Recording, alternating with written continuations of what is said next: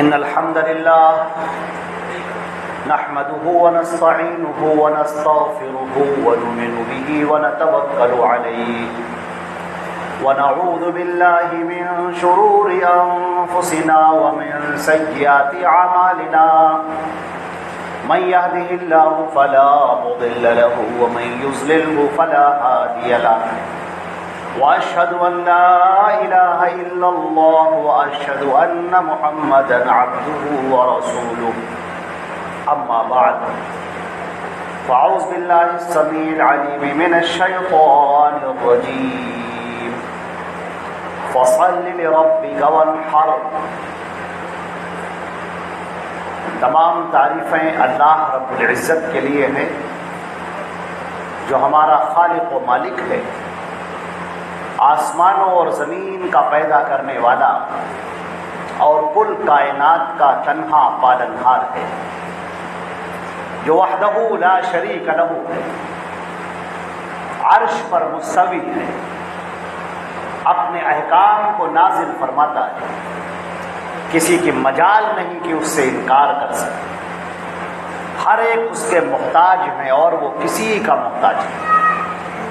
یا ایھا الناس انتم الفقراء الی اللہ واللہ هو الغنی الحمید. اے تمام کے تمام لوگوں، تم سب کے سب اللہ کے محتاج ہو اور اللہ کسی کا محتاج نہیں، ہر ایک سے بے نیاز ہے، سب کو اس کی ضرورت ہے اور اس کو کسی کی ضرورت نہیں.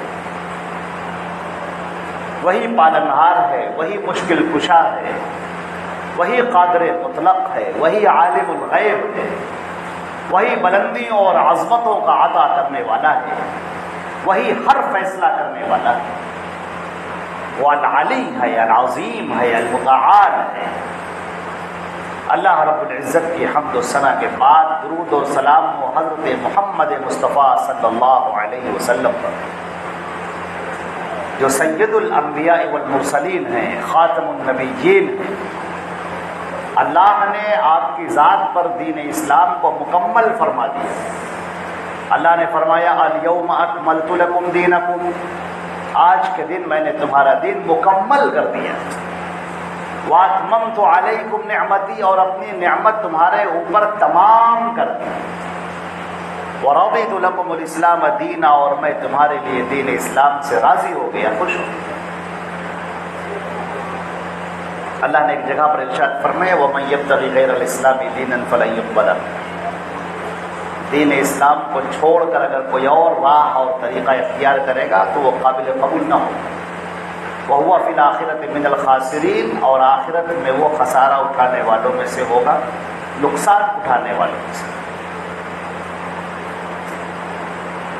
اللہ رب العزت کی رحمتیں ہوں، برکتیں ہوں تمام صحابہ کرام پر، صحابیات پر اور کل مومنین اور مومنات. حضرات گرامی، میں نے جو آیت ابھی پڑھی ہے اس میں حکم دیا گیا ہے فصل لربک، اپنے رب کے لیے نماز پڑھ، وانحر، قربانی کر. اللہ رب العزت نے قربانی کا حکم دیا ہے، اور اسی طریقے سے فرمایا ایک جگہ پر قرآن پاک میں قل ان صلاتی و نسکی و محیای و مماتی للہ رب العالمین. اے نبی، آپ یہ کہہ دیجئے بے شک میری نماز، میری قربانی، میرا جینا، میرا مرنا سب اللہ رب العالمین کے لیے. اللہ نے ارشاد فرمایا قربانی کے تعلق سے لن ینال اللہ لحومها ولا دماؤها ولکن ینالہ التقوی منکم. اللہ کو تمہاری ان قربانیوں کا نہ تو گوشت پہنچتا ہے نہ خون پہنچتا ہے، بلکہ تمہارے دلوں کا تقوی اس تک پہنچتا ہے. عزیزان محترم، قربانی عبادت ہے. اللہ رب العزت کے لیے قربانی پیش کرنا یہ اللہ رب العزت کی عبادت کا ایک طریقہ ہے. جیسے نماز عبادت ہے، روزہ عبادت ہے، حج اور عمرہ عبادت ہے، طواف عبادت ہے، اسی طرح سے قربانی کرنا یہ بھی عبادت ہے. اور قربانی صرف اللہ کے لیے. اگر کسی جانور کو اللہ کے علاوہ کسی غیر اللہ کے لیے ذبح کر دیا گیا تو اللہ تعالیٰ فرماتا ہے کہ حرمت علیکم المیتۃ والدم ولحم الخنزیر وما اہل لغیر اللہ بہ، تمہارے اوپر حرام کر دیا گیا مردار کھانا، سور کا گوشت کھانا، شراب کھانا، اور غیر اللہ کے نام پر جو ذبح کیا گیا ہو اس کا کھانا۔ تو اللہ نے اس عبادت کو تنہا اپنے لیے رکھا ہے کہ قربانی ہو، جو جانور ذبح کیا جائے وہ اللہ کے نام پر ذبح کیا جائے، اور اس کا طریقہ وہ ہو جو اللہ نے بتایا ہے۔ غیر اللہ کے لیے اگر جانور کو ذبح کر دیا گیا تو سور کے گوشت کی طرح اور شراب اور مردار کی طرح وہ حرام ہے، اسے کھا نہیں سکتے۔ یہ بات بہت اچھی طرح سے جان لینا چاہیے کہ قربانی ایک عبادت ہے۔ آج بہت سارے لوگ اپنی باتیں پیش کرنے میں کہنے لگتے ہیں کہ اللہ کے نام پر صدقہ کر دیا جائے، خیرات کر دیا جائے، کوئی ضروری ہے کہ قربانی پیش کی جائے؟ بالکل ضروری، لازمی ہے، کیونکہ عبادت ہے یہ۔ عبادتیں بدلی نہیں جاتی، ان کا طریقہ بدلا نہیں جاتا، عبادتوں کا شعار بدلا نہیں جاتا۔ عبادت کسے کہتے ہیں؟ اللہ رب العزت کو خوش کرنے کے لیے اس کی حمد و ثنا کا جو طریقہ ہے، جو اللہ نے خود بتایا ہے، وہ طریقہ عبادت ہے، اس میں اپنی طرف سے مرضی بھی نہیں چلتی۔ جیسے آپ نماز پڑھتے ہیں تو نماز کے طور طریقے ہیں، اس کی شرطیں ہیں۔ کبھی نماز آدمی پڑھتا ہے اور نماز ہوتی ہی نہیں ہے، ٹوٹ جاتی ہے نماز۔ اسی طریقے سے قربانی بھی ہے، قربانی کی شرطیں ہیں، قربانی کا طریقہ ہے، قربانی کا وقت متعین ہے۔ کبھی ایسا بھی ہوتا ہے کہ آدمی قربانی کرتا ہے اور قربانی اللہ کے یہاں قبول ہی نہیں ہوتی ہے۔ تو اس عبادت کو غائب درجہ اخلاص کے ساتھ ادا کرنا ہے۔ سب سے پہلی بات تو یہ ہے کہ قربانی اللہ کی عبادت ہے۔ یہ صرف ایسا نہیں ہے کہ آپس میں کھا لیا، پی لیا، گوشت کی دعوتیں کر لی، تقسیم کر دیا، بس ختم ہو گیا، نہیں، یہ اللہ کی عبادت ہے، اور اس عبادت کے طور طریقے سیکھنا بھی ہمارا کام ہے۔ جیسے اگر عبادت کسی اور کے لیے کی جائے تو اللہ تعالیٰ فرماتا ہے کہ مجھے قابل قبول نہیں، اسی لیے قربانی اگر کسی اور کے لیے کی گئی تو وہ بھی قابل قبول نہیں۔ نماز روزہ اگر ریاکاری کے لیے کیا گیا تو پسندیدہ نہیں، اسی طریقے سے قربانی اگر ریاکاری کے لیے کی گئی تو بھی پسندیدہ نہیں۔ قربانی کا ایک وقت متعین ہے۔ قربانی جو 10 ذی الحجہ کو ہوگی، یہ یوم النحر ہے، اسے یوم النحر کہتے ہیں، 10ویں ذی الحجہ۔ اور یہ جو 10ویں ذی الحجہ ہے اس کے بعد کے 3 دن 11، 12 اور 13 ہمارے نبی صلی اللہ علیہ وسلم نے فرمایا کل ایام التشریق ذبح وکل منا منحر، مینا کی پوری جگہ قربان گاہ ہے، جہاں چاہو ذبح کر لو، اور ایام تشریق سب کے سب ذبح کے دن ہیں۔ تو یوم النحر 10ویں تاریخ کو، پھر 11ویں، 12ویں اور 13ویں تاریخ تک آپ قربانی پیش کر سکتے ہیں۔ اگر کسی نے قربانی نماز سے پہلے پڑھ لی، یہ دیکھیے پہلے ہم نے کہا نا کہ قربانی عبادت ہے، اس کا وقت متعین ہے، یہ نہیں جس کا جب جی چاہے تب ذبح کرنا شروع کر دے، ایسا نہیں ہے۔ ایک صحابی تھے، انہوں نے عید الاضحیٰ کی نماز سے پہلے قربانی پیش کر دی، تو نبی کریم صلی اللہ علیہ وسلم نے فرمایا کہ یہ قربانی نہیں ہے، یہ عام سا گوشت ہے، تم کھاؤ۔ قربانی جو ہوتی ہے اس کے لیے اللہ نے ایک ٹائم متعین کیا ہے۔ ارے آپ جمعے کی نماز پڑھنے آئے ہیں، جمعے کا ایک وقت متعین ہے۔ یہ تو نہیں ہوا کہ آپ نے دیکھا کہ آج گرمی بہت ہے، چلو مغرب میں جمعہ پڑھ لیتے ہیں، ایسا تو نہیں، آپ اپنی مرضی سے تو نہیں پڑھ سکتے۔ اسی طرح قربانی کا ایک وقت متعین ہے، اپنی مرضی سے آپ نہیں کر سکتے۔ عید الاضحیٰ کی جو نماز ہوتی ہے، جو 2 رکعت نماز پڑھی جاتی ہے، اور اس کے بعد قربانی کا وقت شروع ہوتا ہے۔ خطبہ شرط نہیں ہے، خطبہ لازم اور فرض نہیں ہے، اس نماز ہو گئی، امام نے سلام پھیر دیا، اب یہ قربانی کا وقت شروع ہو گیا۔ یہ ہم اس لیے بھی کہہ رہے ہیں کہ بہت سارے لوگوں نے یہ فتویٰ دے دیا کہ کوئی اگر دور دراز دیہات میں رہتا ہے اور وہ دور جا رہا ہے عید کی نماز پڑھنے کے لیے، تو وہ اپنے گھر سے قربانی کر کے تب جا سکتا ہے عید کی نماز پڑھنے۔ عزیزان محترم، اگر آپ کسی نے ایسا کر لیا تو اللہ کے رسول کا فیصلہ یہ ہے، ان کا فتویٰ یہ ہے کہ وہ قربانی ہوئی نہیں، وہ عام سا گوشت ہے، جس کا جی چاہے کھائے، اللہ کے نام پر ذبح کیا ہے، کھا سکتے ہو، لیکن قربانی نہیں ہوئی۔ قربانی کا وقت متعین ہے، عید الاضحیٰ کی 2 رکعت نماز پڑھنے کے بعد سے قربانی کا۔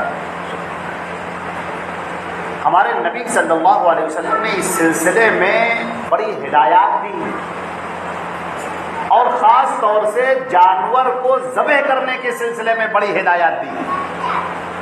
آج آپ کو اپنے معاشرے میں، سماج میں آپ کو نظر آئے گا کہ بڑی بے احتیاطی ہوتی ہے، جانور کے سامنے لوگ دوسرا جانور ذبح کر رہے ہوتے ہیں، اسی طرح جانور کو زمین پر لٹانے کے بعد ایک اس کی گردن پکڑے ہیں اور کوئی مولوی صاحب کھڑے ہیں اور لمبی لمبی دعا پڑھ رہے ہیں، پھر جیب سے پرچہ نکالتے ہیں اور پھر لوگوں کے نام پڑھنا شروع کر دیتے ہیں اور وہ جانور لیتا۔ یہ غیر انسانی حرکت ہے، اسلام اس کی اجازت نہیں دیتا، یہ طریقہ اسلام کا طریقہ نہیں ہے۔ نبی کریم صلی اللہ علیہ وسلم ایک مرتبہ تشریف لے جا رہے ہیں، آپ نے دیکھا کہ ایک صحابی اپنے جانور کو لٹائے ہوئے ہیں اور چھری تیز کر رہے ہیں۔ آپ نے فرمایا لا تمیتوہا اماتتین، اس کو 2 مرتبہ موتیں مت دو، اس جانور کو 2 مرتبہ مت مارو، تم نے چھری پہلے کیوں نہیں تیز کر لی؟ تو یاد رکھیے، جانور کو ذبح کرنے میں جانور کو تکلیف نہیں دینی چاہیے، اور چھری پہلے سے تیز کر کے رکھنی چاہیے۔ جو دعا آپ کو پڑھنی ہے وہ آپ پہلے پڑھ لیجئے، جب زمین پر جانور لیٹے اور قبلے کی طرف اس کا منہ کیا جائے تو بسم اللہ اللہ اکبر کہہ کر ذبح کر دیا جائے، اور ذبح کرنے کے بعد یہ کہا جائے اے اللہ میری جانب سے اور میرے پورے گھر کی طرف سے قبول فرما۔ ہمارے نبی صلی اللہ علیہ وسلم نے یہ فرمایا اللہ میری جانب سے، میرے پورے گھر کی جانب سے اللہ اس قربانی کو قبول فرما۔ جانور کو آج نہلایا جاتا ہے، وضو کرایا جاتا ہے، اس کے سینگوں پر پھول اور ہار چڑھایا جاتا ہے، پھول مالا پہنائی جاتی ہے، یہ سب احمقانہ حرکتیں ہیں، بے وقوفی کا طریقہ ہے۔ جو غیر مسلموں میں جو بلی ہوتی ہے اس کو دیکھ کر، اس کا طریقہ دیکھ کر مسلمانوں میں آ گیا ہے۔ ہمارے یہاں اسلام میں نہیں ہے، یہ اس طرح کی حرکتیں نہیں کرنی چاہیے، سب جاہلانہ حرکتیں۔ قربانی کا جو جانور ہے وہ عمدہ ہونا چاہیے، بہترین ہونا چاہیے۔ آپ نے فرمایا لنگڑا نہ ہو، ایسا نہ ہو کہ اس کی ہڈی کے اندر گودا ہی نہیں ہے، بالکل دبلا پتلا مریل۔ لنگڑا بھی ایسا کہ جو چل کر جا بھی نہیں سکتا، ایسا نہیں ہونا چاہیے۔ 2 دانتا ہونا چاہیے، لا تذبحوا الا مسنتین، ایسا ذبح کرنا جو 2 دانتا ہو، لا تذبحوا الا مسنہ، جو 2 دانت والا جانور ہو اس کو ذبح کرنا، یعنی جو اس کے دودھ کے دانت ٹوٹ کر جو اصلی دانت آ جاتے ہیں اس کو۔ بہت سارے لوگوں نے ایسا بھی کہہ دیا کہ 2 دانت ہونا کوئی ضروری نہیں ہے، جانور دیکھنے میں بڑا معلوم دے رہا ہو تو بھی اس کو ذبح کر سکتے ہیں۔ کیا بے وقوفی کی بات کرتے ہو؟ اللہ کے رسول فرماتے ہیں لا تذبحوا الا مسنہ، 2 دانتا کی قربانی کرو، اور تم کہہ رہے ہو کہ نہیں وہ جانور اگر دیکھنے میں بڑا معلوم دے تو کر دو ذبح، کوئی حرجہ نہیں۔ ارے حرجہ کیسے نہیں ہے؟ بہت بڑا حرجہ ہے۔ اللہ کے رسول صلی اللہ علیہ وسلم فرما رہے ہیں کہ 2 دانتا کی قربانی کرنا، تو جب تک 2 دانتا نہیں ہوگا قربانی نہیں ہوگی، یاد رکھیے اچھی طرح سے۔ اور ایک اور مسئلہ جان لیجئے، اس میں بھی بعض لوگ بیچارے بڑے پریشان ہو جاتے ہیں، جانور کا ذرا سا بھی کان اگر کٹا ہے کہیں تھوڑا سا بھی تو فوراً بتاتے ہیں کہ بتائیے اس کی قربانی ہے کہ نہیں ہے. بعض لوگ بیچارے جو ہے وہ جانور لے کر آئے اور ان کا کان کٹ گیا تو بیچارے بہت پریشان ہوئے. تو اسی وقت مسئلہ پوچھا تو کہیے اللہ کا شکر ہے. بعض لوگ بہت پریشان ہو جاتے ہیں اس سلسلے میں. مسائل کے نہ جاننے سے بھی بہت زیادہ دقتیں پیش آتی ہیں. پہلی بات اچھی طرح سے آپ سمجھ لیجئے کہ جب آپ جانور خریدنے کے لیے جائیں اس وقت جانور صحیح سالم اچھی حالت میں ہونا چاہیے. نہ اس کا کان کٹا ہو، نہ اس کے سینگ اس کی ٹوٹی ہو، نہ اس کے پیر میں لنگڑا پن ہو، نہ کوئی اور بیماری ازاری ہو وغیرہ وغیرہ. جب آپ نے جانور دیکھ کر خرید لیا، صحیح سالم جانور ہے، اچھا جانور ہے، آپ نے خرید لیا اور خرید کے اپنے گھر پہ لے آئے. اب لانے کے بعد مثال کے طور پر وہ چھت سے گر گیا، اس کی ٹانگ ٹوٹ گئی، یا جانور آپس میں ٹکراتے ہیں، ٹکرا گئے سینگ اس کی ٹوٹ گئی، یا بعض جانور بہت بدک جاتے ہیں، دیوار سے اپنا سر ٹکراتے ہیں، سینگیں مارتے ہیں، سینگ ٹوٹ گئی، لنگڑا ہو گیا، سینگ ٹوٹ گئی یا کان کٹ گیا، تو اس سے کوئی حرجہ نہیں ہے. یہ جانور آپ قربان کر سکتے ہیں. جس وقت آپ نے خریدا تھا اس وقت وہ صحیح ہونا چاہیے. یہ الگ بات ہے کہ اگر اللہ نے آپ کو نوازا ہے، دیا ہے، تو پھر اور اچھا سا جانور قربان کیجیے.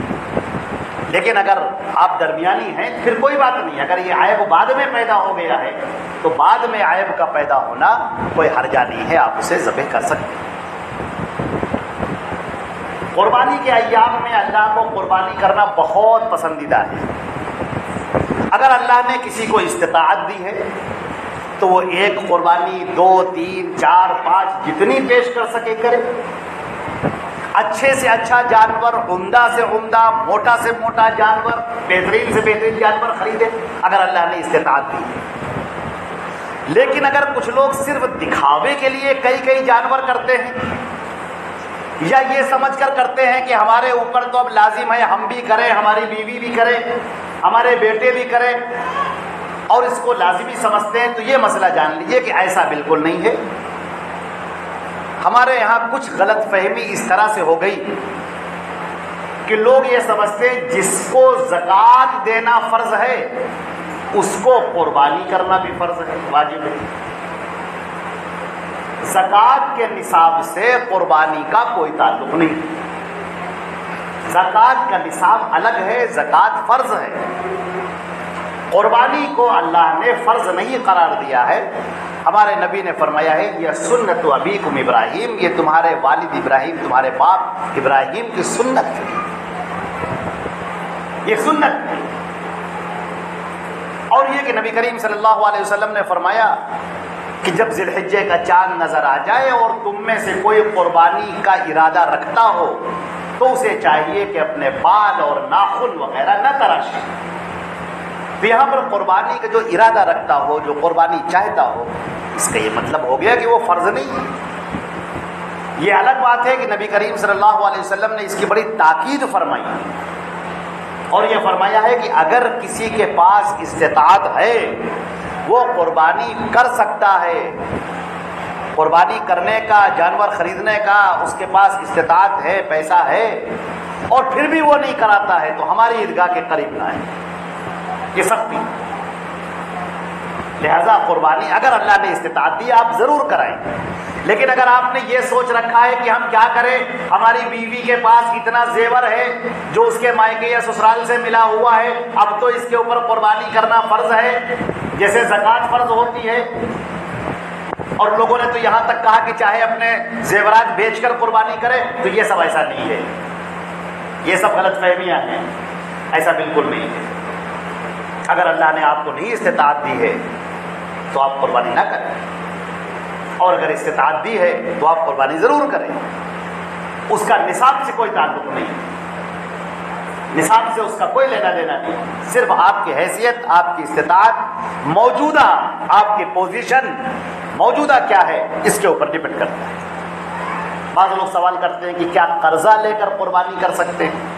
دیکھیے بالکل، اگر آپ کے پاس یہ ہے کہ اس وقت میرے پاس پیسہ نہیں ہے، 2 مہینے بعد پیسہ آ جائے گا، ابھی نہیں ہے 2 مہینے بعد آ جائے گا، اب قربانی کا وقت تو یہ ہے، 2 مہینے بعد تو قربانی کا ٹائم نہیں ہے. تو ایسے موقع پر اگر آپ قرضہ لے لیں، کیونکہ آپ کو ادا کرنے کی کوئی پوزیشن ہے، آپ ادا کر سکتے ہیں، تو اس میں کوئی حرج نہیں ہے اور آپ کو کرنا چاہیے، کیونکہ یہ وقت تو چلا جائے گا، یہ تو دوبارہ نہیں ملے گا. قربانی کا ایک وقت متعین ہے، اس کا ٹائم متعین ہے. عزیزان محترم، قربانی اللہ رب العزت کی ایک عبادت ہے، بہترین عبادت. ان ایام میں اللہ کو قربانی بہت پسندیدہ ہے. اللہ نے فرمایا وَأَطْعِمُ الْقَانِعَ وَالْمُعْتَرَ، یہ قربانی تمہارا اس کا گوشت ہم تک نہیں پہنچتا ہے، نہ خون ہم تک پہنچتا ہے، تمہارا جو دلوں کا تقویٰ ہے وہ ہم تک پہنچتا ہے. اب یہ جو گوشت ہے اس کا کیا کیا جائے؟ جو آدمی نے قربانی پیش کی، بنی اسرائیل میں یہ حکم تھا کہ وہ قربانی کو کھا نہیں سکتے، استعمال نہیں کر سکتے. اللہ نے فرمایا کہ نہیں، تم خود بھی کھاؤ، صدقہ کرو، غریبوں کو دو، دوستوں کو کھلاؤ، سب جو چاہو کرو. اب یہ قربانی جو تم نے اپنے دل سے پیش کی ہے وہ تو اللہ تک پہنچ گئی. تمہارا کیا تقویٰ تھا، تمہاری کیا نیت تھی، وہ اللہ تک پہنچ گئی. رہ گیا یہ گوشت، تو گوشت تم خود کھاؤ، دوستوں کو کھلاؤ، غریبوں محتاجوں میں بانٹو، جو چاہو کرو، اس کا بھی تمہارے حق میں. تم اگر چاہتے ہو کہ ہم ذخیرہ کر کے رکھیں گے، ذخیرہ کر کے رکھو. تم چاہتے ہو کہ ہم سب صدقہ کر دیں گے، تم سب صدقہ کر دو. بعض لوگ قربانی کے 3 حصے کر لیتے ہیں کہ یہ حصہ گھر کے لیے ہے، یہ حصہ دوستوں رشتہ داروں کے لیے ہے، اور یہ حصہ غریبوں محتاجوں کے لیے ہے. اگر آپ ایسا کرنا چاہیں تو کر سکتے ہیں، لیکن شریعت نے ایسا کچھ نہیں کہا ہے کرنے کے لیے. آپ کی اپنی مرضی ہے، آپ کا گوشت ہے، آپ جو چاہے کریں. لیکن اگر آپ یہ سوچتے ہیں کہ نہیں یہ شریعت کا حکم ہے کہ ہم کو یہ 3 حصے کرنے ہیں، تو یہ شریعت کا حکم نہیں. بعض لوگوں کو ہم نے دیکھا کہ اپنے ہاں ترازو رکھتے ہیں، ترازو رکھ کے باقاعدہ اس کے 3 حصے برابر برابر تولتے ہیں. وہ یہ سوچتے ہیں شاید اسلام کا یہی حکم ہے، شاید شریعت کا یہی حکم ہے، کہیں ایسا نہ ہو کہ ایک بوٹی ادھر کی ادھر چلی جائے، ادھر کی ادھر آ جائے. یہ تکلف ہے، ایسا کچھ نہیں ہے. اللہ نے ایسا کچھ نہیں کہا ہے. آپ 2-4 بوٹی بھی صدقہ کر دو، سب کھا جاؤ، کوئی حرجہ نہیں ہے. سب صدقہ کر دو، کوئی حرجہ نہیں ہے. سب دوستوں کو کھلا دو، کوئی حرجہ نہیں ہے. کسی کو بھی دے دو، مسلمان کو، غیر مسلم کو، ہندوؤں کو آپ دینا چاہیں گوشت بالکل دے سکتے ہیں، کوئی حرجہ نہیں. اللہ کے نبی صلی اللہ علیہ وسلم خود بھجوایا کرتے تھے گوشت، کوئی حرجہ نہیں، آپ کر سکتے ہیں. لیکن یہ اس کا 3 حصہ کرنا یہ شریعت میں لازم اور ضروری نہیں ہے. اور یہ تو اب ایک رواج چل پڑا ہے کہ ہم یاد رکھتے ہیں فلاں کے یہاں سے گوشت آیا تھا تو ہم ان کے یہاں یہ گوشت بھیجیں گے، اور فلاں کے یہاں سے یہ گوشت نہیں آیا تھا لہذا ہم اس کے یہاں نہیں بھیجیں گے. فلاں کے یہاں سے 3 بوٹی آئی تھی تو ہم بھی 3 ہی بوٹی بھیجیں گے، 4 نہیں بھیجیں گے. اب یہ عجیب سی دنیا داری اور عجیب سا بخل وہ اس کے اندر سرایت کر گیا، اور کہیں نہ کہیں یہ بھی ایک رسم و رواج کا حصہ بنتا جا رہا ہے. عبادت تو دھری کی دھری رہ گئی، وہ تو کنارے ہو گئی. اب یہ تو یہ ہو گیا کہ تم نے ہمارے یہاں بھیجا تھا تو ہم تمہارے یہاں بھیجیں گے، فلاں نے ہمارے یہاں نہیں بھیجا تو ہم اس کے یہاں نہیں بھیجیں گے. تو عبادت کہاں رہی؟ یہ تو آپ کی دنیا داری ہو گئی. لہذا یہ عبادت ہے، آپ کا جس کو جی چاہے بھیجے، یہ کوئی آپ کے اوپر کوئی فرض نہیں کیا گیا، لیکن جس کے یہاں بھی بھیجے اخلاص کے ساتھ بھیجے. بدلہ دینے کے لیے، یہ دیکھنے کے لیے کہ چونکہ فلاں نے اتنا بھیجا ہے تو ہم بھی اتنا بھیجیں گے، فلاں کے یہاں سے کم آیا ہے تو ہم بھی کم بھیجیں گے، فلاں کے یہاں سے نہیں آیا ہے تو نہیں بھیجیں گے. یہ ساری چیزیں عبادت میں شامل نہیں ہیں، اور یہ عبادت کی روح کو ختم کر دیتی ہے، یہ عبادت کے معاملے کو بالکل ختم کر دیتی ہے. ڈھونڈنا چاہیے ایسے موقع پر. ہمارے معاشرے کے اندر بہت سارے ایسے بھی لوگ ہیں جو غریب ہیں، محتاج ہیں. صحیح بات ہے، آپ آنکھیں کھول کر دیکھیے مہنگائی جس قدر بڑھ چکی ہے. کتنے ہی ایسے لوگ ہیں کہ بکرے کا گوشت تو جانے دیجئے، ان کے یہاں یہ بڑے کا گوشت کھانا یہ بھی بہت مشکل سے ہوتا ہے. مہینوں 2 مہینے بیت جاتے ہیں ان کے یہاں وہ پیسوں کو جوڑ جوڑ کر اکٹھا کرتے ہیں، بچے ان کے لیے ضد کرتے ہیں، تب کہیں جا کر وہ پیسے جوڑ جوڑ کے کہیں 2 مہینے میں 3 مہینے میں وہ گوشت لے کر آتے ہیں بیچارے۔ ہماری نگاہیں کھلی ہونی چاہیے، ہم ایسے لوگوں کو نگاہ میں رکھیں اور ایسے لوگوں کے ہاں گوشت ضرور بھیجیں۔ یہی اللہ تعالیٰ کی مرضی ہے، اللہ تعالیٰ کی خوشی ہے کہ تم نے اپنی ان خوشی میں غریبوں کو یاد رکھا۔ یہی تمہاری آزمائش تھی کہ آج ہم نے تم کو نوازا تو تم نے ایسا نہیں کیا کہ سب کھا کے بیٹھ گئے، بلکہ تم نے ہمارے ان بندوں کو یاد رکھا جو بیچارے غریب ہیں، تھوڑے کمزور ہیں، اور آج اس قربانی کی بدولت عید الاضحیٰ کی وجہ سے آج ان کے گھر میں بھی گوشت پک گیا جہاں پر بکرے کا گوشت پکنا تصور نہیں کیا جا سکتا۔ وہ سوچ نہیں سکتے تھے کہ ہمارے یہاں بکرے کا گوشت بنے گا۔ آج آپ کی وجہ سے، آپ کی صحیح نیت کی وجہ سے، صحیح قربانی کی وجہ سے آج ان کے یہاں بھی گوشت پک گیا۔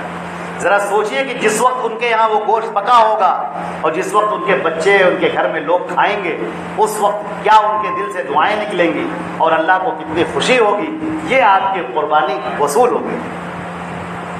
اللہ کو تھوڑی گوشت پہنچتا ہے، اللہ تھوڑی طرح، اللہ کو نہ تمہارے گوشت کی ضرورت ہے نہ خون کی ضرورت، لیکن وہ تقویٰ پہنچتا ہے جس تقوی کے ساتھ تم اس گوشت کو تقسیم کر رہے ہو، جس تقوی کے ساتھ تم نے غریبوں کے ہاں، محتاجوں کے ہاں، پریشان حالوں کے ہاں گوشت پہنچا دیا، اللہ کو یہ ثواب، اللہ تعالیٰ اس پر ثواب دیتا ہے، اللہ تعالیٰ اس پر اجر عطا فرماتا ہے اور اللہ تعالیٰ اس پر نوازتا ہے۔ میرے عزیزوں، قربانی کے تعلق سے مسائل بہت سارے ہیں۔ ہم نے موٹے موٹے مین مسائل جو زیادہ تر لوگ فون پر پوچھا کرتے ہیں وہ آپ کو ہم نے بتا دیے تاکہ کوئی دقت پیش نہ آئے۔ ایک مسئلہ اور رہ گیا کہ کیا عورت اپنے ہاتھ سے ذبح کر سکتی ہے؟ بالکل ذبح کر سکتی ہے۔ ابو موسیٰ اشعری رضی اللہ تعالیٰ عنہ اپنی بیٹیوں کو حکم دیتے تھے کہ تم ذبح کرو اپنے ہاتھ سے باقاعدہ۔ چنانچہ عورت بھی اپنے ہاتھ سے قربانی کر سکتی ہے اور اس میں کوئی حرج نہیں ہے، وہ کر سکتی ہے۔ ایک قربانی پورے گھر کی طرف سے کافی ہے، جیسے ابو ایوب انصاری رضی اللہ تعالیٰ عنہ سے پوچھا گیا کہ کیف کانت الضحایات فی عہد رسول اللہ صلی اللہ علیہ وسلم، اللہ کے نبی کے زمانے میں قربانی کیسے ہوتی تھی؟ تو انہوں نے کہا کہ ایک بکری پورے گھر والوں کی طرف سے کافی ہوتی تھی، اور اب جب تم یہ دیکھ رہے ہو یہ لوگوں میں تفاخر کے طور پر ہونے لگا ہے۔ تو جن کے گھر کا چولہا ایک ہے، ایک ساتھ کھانا پکتا ہے، ان کا ایک آدمی اگر قربانی کر دیتا ہے تو پورے گھر والوں کی طرف سے وہ قربانی کافی ہو جائے گی، شوہر کی طرف سے، بیوی کی طرف سے، بیٹوں کی طرف سے، اور جتنے بھی گھر میں افراد رہ رہے ہیں ان سب کی طرف سے وہ قربانی کافی ہوگی۔ یہ مسئلہ ہم نے پہلے ہی بیان کر دیا۔ اگر اللہ نے آپ کو نوازا ہے، آپ کو استطاعت دی ہے تو آپ کئی قربانی پیش کر سکتے ہیں۔ اللہ آپ کا دل دیکھتا ہے، ریاکاری نہیں ہونی چاہیے، دکھاوا نہیں ہونا چاہیے۔ اللہ تعالیٰ اس قربانی کو ہم کو اور آپ کو کرنے کی توفیق عطا فرمائے اور اچھے طریقے سے اس کو اللہ کے حضور پیش کرنے کی توفیق عطا فرمائے۔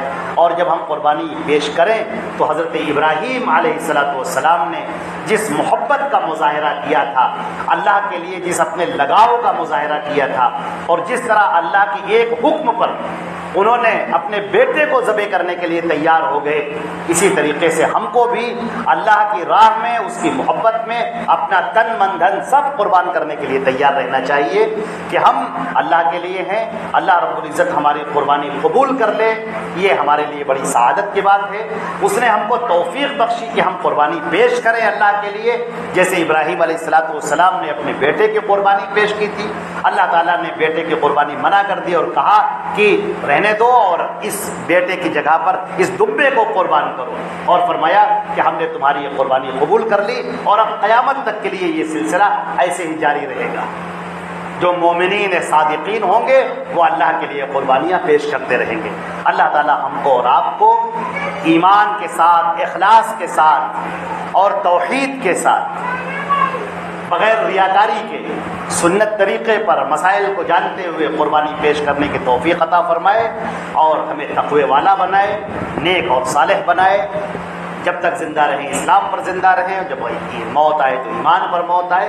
اللہ تعالیٰ اپنے فضل و کرم سے ان قربانیوں کو، نماز کو قبول فرما۔ اللهم ربنا تقبل منا انك انت السميع العليم وتب علينا انك انت التواب الرحيم وصلى الله على محمد واله واصحابه اجمعين، اما بعد، والسلام علیکم ورحمۃ اللہ۔